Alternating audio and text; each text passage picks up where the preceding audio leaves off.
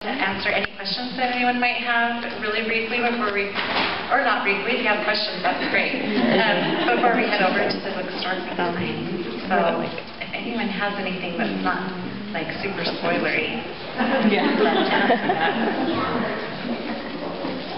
Yeah. Can you just pronounce her name?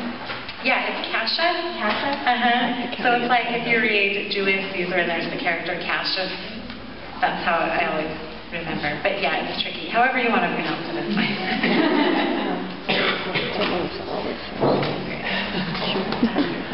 I taught high school. I can wait for a while. My daughter just started reading it, and I asked her the question, what year is it based in, and she couldn't answer that right away. So. Yeah, I left it vague on purpose, but it's in the kind of indefinite future. I sort of envision it being about 150, 200 years from now. But I don't have like a very concrete timeline. Does that help? Great. Great, yeah. Can you tell us more about the trilogy?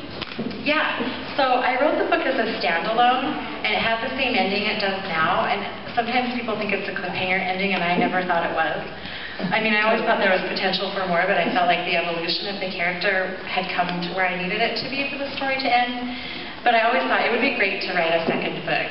And then when we sold the book, we sold it as a 3-book deal with the stipulation that the first 2 books would be in the series, and then the 3rd book could be an extension of the series if I needed it, or another book on its own. But as I was writing book 2, it became apparent to me that there was going to need to be a book 3. So, I don't know. We know the title to the second book is likely going to be Crossed, which has to do with a poem that you may encounter in book 1, and some other things that happen in book 2, but we have not settled on a title for book 3 yet. So, that's the right answer. That's all I know. But I've written the second book, we're revising it, and I'm about a third of the way through the 3rd. I take a lot of revision though, so take that with a grain of salt. And did someone up here have it? Yeah. Where's the setting? So I imagine this, I leave little cues as to the setting and the names, but they're not very easy to pick out. So I pictured this as being Illinois, like Peoria.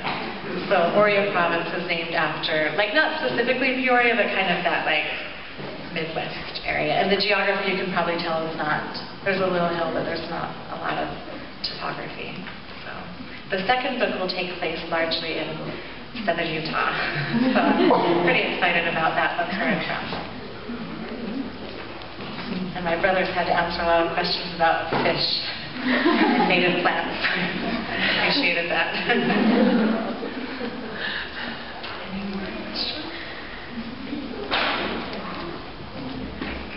Yeah. The grandfather, I just fell in love with him. Oh, good. What was the inspiration behind him? I was lucky enough to have a lot of time with my grandparents. They lived in the same, some of them lived in Salt Lake, and we loved them and got to spend time with them, and then a couple of them also lived in Cedar City, and we went there every day after school and had a great relationship with them. So he's kind of based on all of my grandparents. He probably looks like my paternal grandfather who lived in Salt Lake City. In my mind, that's who he looks like, but the relationship and the closeness is pretty much on everyone.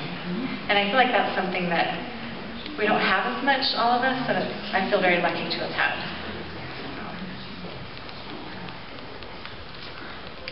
Stacy. What's been the most exciting thing that's changed since Match was out?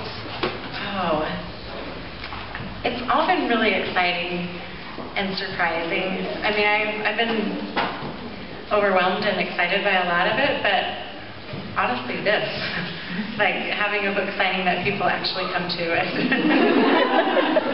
and that people know about the book and are excited about it, that kind of blows me away. My Relief Society teacher drove president, she used to be, anyway, she drove all the way from Orem, and I just keep looking at you, Rosemary, you're so nice. She's very busy, that anyone would take the time to come here. It kind of just blows me away, so I really appreciate it.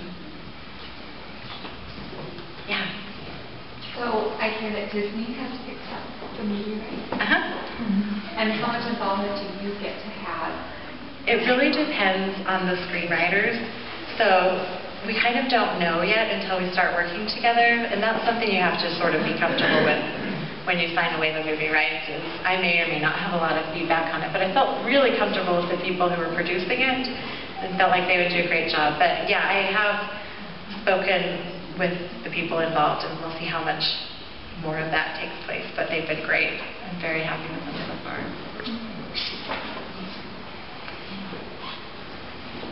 Lauren? How do you get into the writing process? Is there specific music you listen to, special chair, anything like that? Good question. So Lauren might win the award for farthest. She came from California, also to see friends, but but so we should clap for Lauren.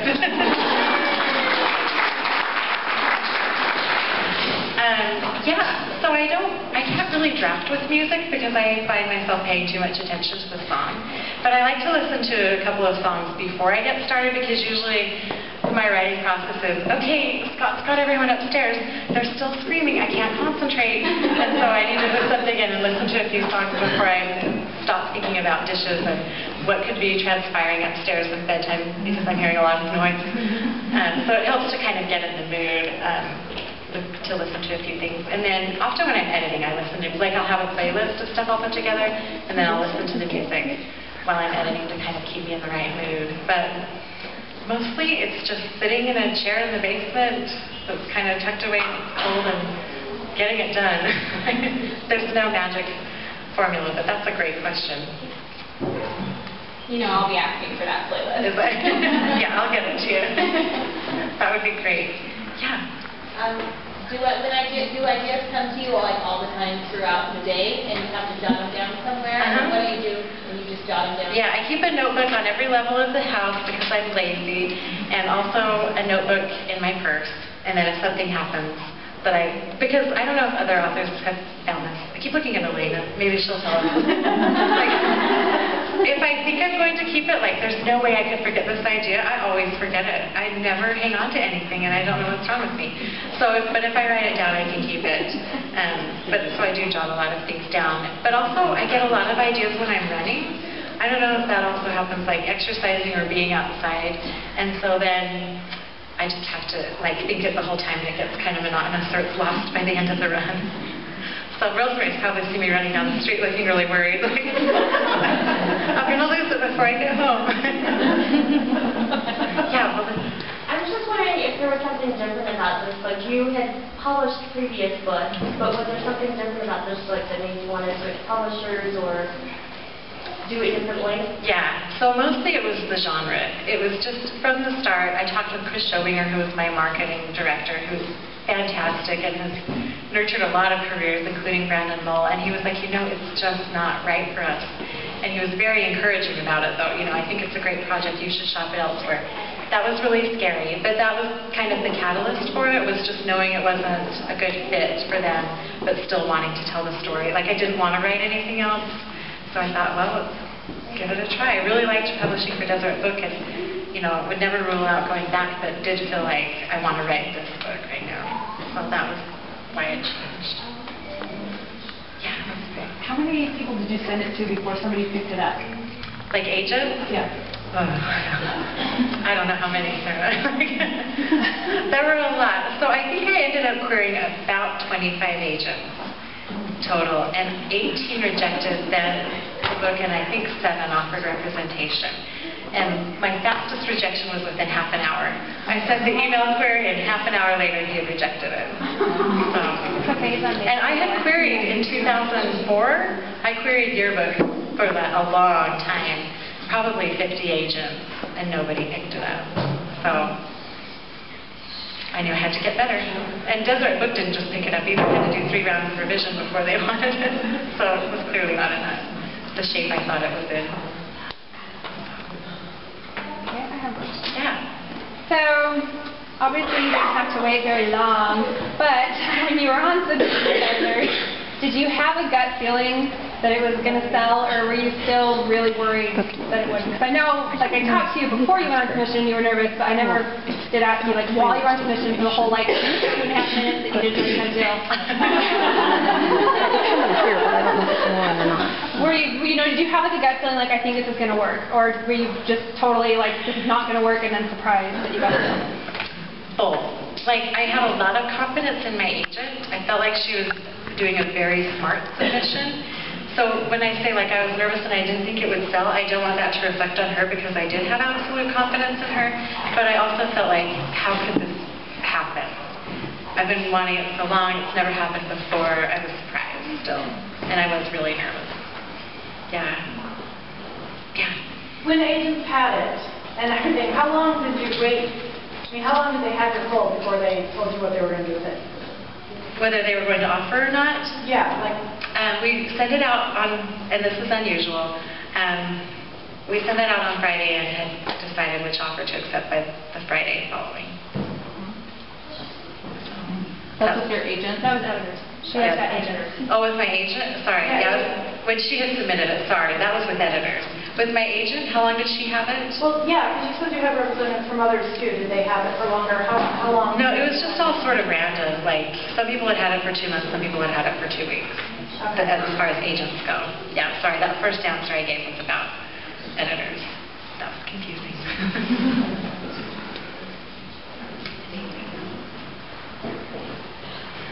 I just saw someone who drove up from Cedar City that I didn't know was coming.